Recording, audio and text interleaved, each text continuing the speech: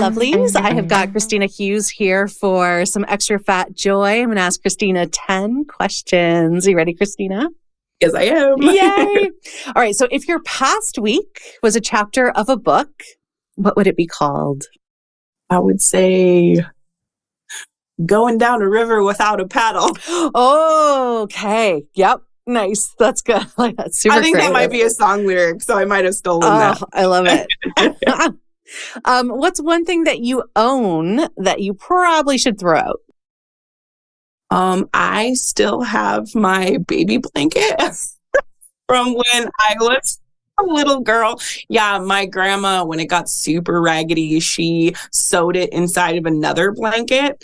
And so I still have that. And I mean, maybe I shouldn't throw it away, but like I just gave it to my daughter. Like I was still sleeping with it at the age of 30, almost 35. I love that so much. So yeah, I am passing the torch. I'm finally saying, okay, I don't need this comfort item, but I also take comfort in knowing it's still in the house. I was going to say, you can't let go of that. Oh my God. That's amazing. I love that you passed that forward. What's the most used app on your phone? Instagram. Yeah. Definitely.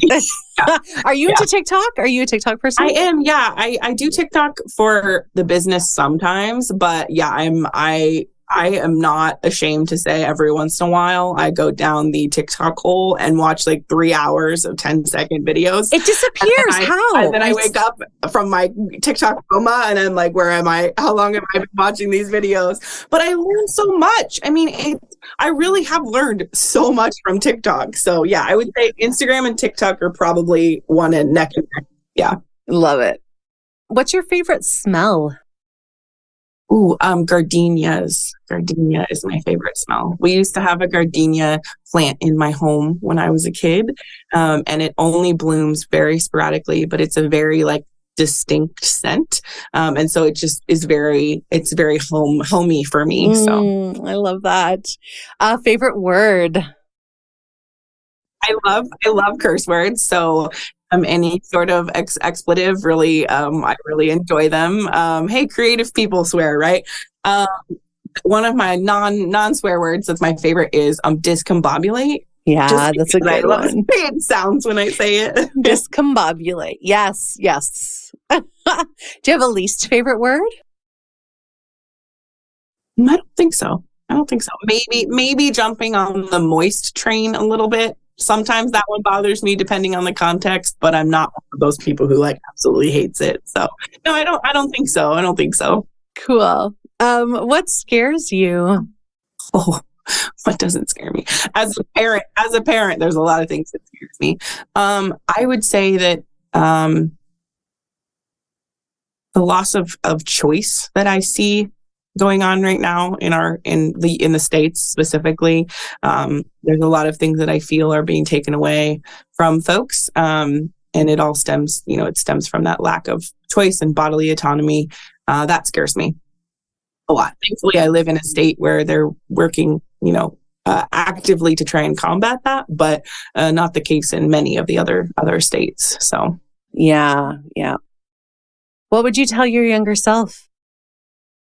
I mean, I think I have to go with the being fat doesn't matter. Like, I think it's the least important thing about you, right? I think if I would have known that and believed that at a younger age, so many of my life experiences could have been drastically different, but I'm glad I know now. Yeah. What's one of your big dreams? My big dreams would be that Big Fat Pregnancy can become a beacon that trains other doulas how to kind of adapt some of the techniques that we've learned and the attitudes and the frameworks to doula care, because I believe that being accepting of fat bodies is just kind of like the opening door of being more inclusive in general. And I think that it can lead to other forms of inclusion. I think if we can get over fat phobia, I think people start to open their minds about other things and vice versa, right? I think starting to challenge one ism or one phobia leads to exploration into the other worlds as well. So my hope would be that, I can train other doulas, I can teach other doulas, I can normalize fat pregnant bodies, fat pregnant experiences for other care providers so that we can stop needing people like me. Beautiful.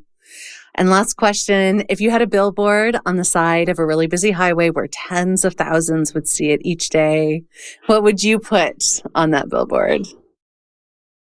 I don't know, like maybe something like it all comes down to love or something like that. I believe that love is at the root of acceptance. And I think that if we can choose to love people, even if we don't agree with them, or even if we don't see their side of things, I think we can still make a lot of ground. We can move a lot of mountains, and we can connect with a lot more folks. I think if people would just stop choosing hatred, and I think that could expand a lot of options for folks. But something to do with love.